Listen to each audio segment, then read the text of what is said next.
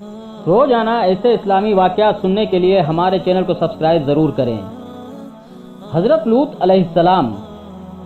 بسم اللہ الرحمن الرحیم۔ دوستوں، حضرت لوط علیہ السلام جس قوم کی طرف بھیجے گئے وہ بہت خوشحال تھی۔ ان کی بستیاں بہت آباد تھیں، لیکن یہ قوم برائی میں ڈوبی ہوئی تھی۔ لوگ خدا کو چھوڑ کر بتوں کو پوجتے تھے، بٹ ماری کرتے، اور سب سے بڑی برائی ان کے یہاں یہ تھی کہ وہ عورتوں کو چھوڑ کر لڑکوں کے ساتھ برا کام کرتے تھے۔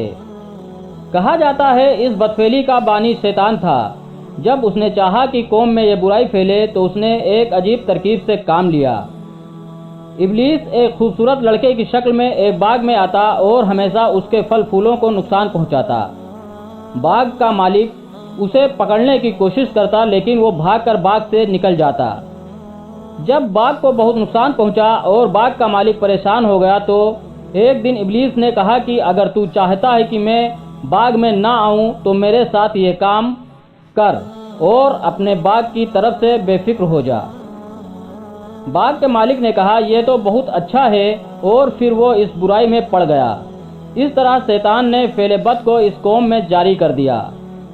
خدا کی طرف سے ہدایت کے لیے حضرت لوط نے لوگوں کو اس فعل بد سے روکا اور ان کو ہر طرح سے سمجھایا اور خدا کا خوف دلایا، اور کہا کہ اگر تم برائی سے باز نہیں آتے تو خدا کا عذاب تمہیں دھر لے گا۔ لیکن لوگ اتنے بے شرم اور بے حیا تھے کہ بولے ہم پر خدا کا عذاب لا اگر تو سچا ہے۔ حضرت لوط پھر بھی ان کو سمجھاتے رہے اور ان کو خدا کی طرف دعوت دیتے رہے۔ اپنے چچا ابراہیم علیہ السلام کی طرح حضرت لوط علیہ السلام بھی مہمانوں کی بڑی عزت اور خدمت کرتے تھے۔ جب حضرت لوط کی قوم کی برائی حد سے زیادہ بڑھ گئی تو خدا نے اس قوم کو مٹا دینے کا فیصلہ کر لیا۔ کچھ فرشتے حسین اور خوبصورت لڑکوں کی شکل میں حضرت لوط علیہ السلام کے سامنے آئے۔ حضرت لوط علیہ السلام کو سخت پریشانی ہوئی کیونکہ وہ اپنی قوم کی عادت سے واقف تھے، اس لیے مہمانوں کے آنے سے بہت رنجیدہ ہوئے۔ مہمانوں کو اپنے گھر میں ٹھہرایا اور بیوی سے کہا کسی کو مہمانوں کا حال معلوم نہ ہونے پائے۔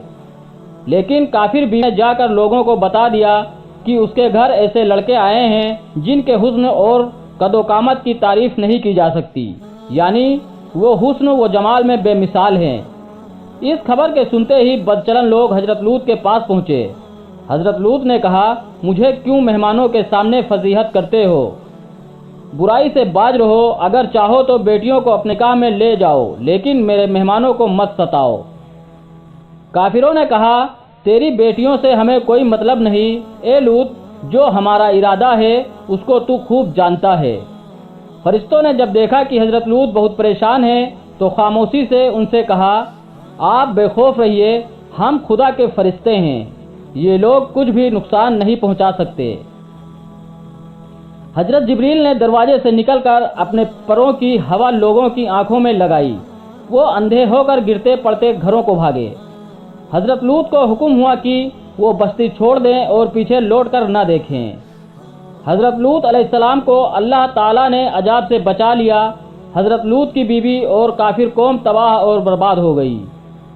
خدا نے بستی کو تلپٹ کر دیا۔ اس قوم پر خدا نے پتھروں کی بارش کی اور اس کا دنیا میں کوئی نام و نشان باقی نہ رہا۔ حضرت لوط علیہ السلام اپنے چچا حضرت ابراہیم علیہ السلام کے پاس چلے گئے۔ ربیع الاول کی 10ویں تاریخ کو ان کا انتقال ہوا۔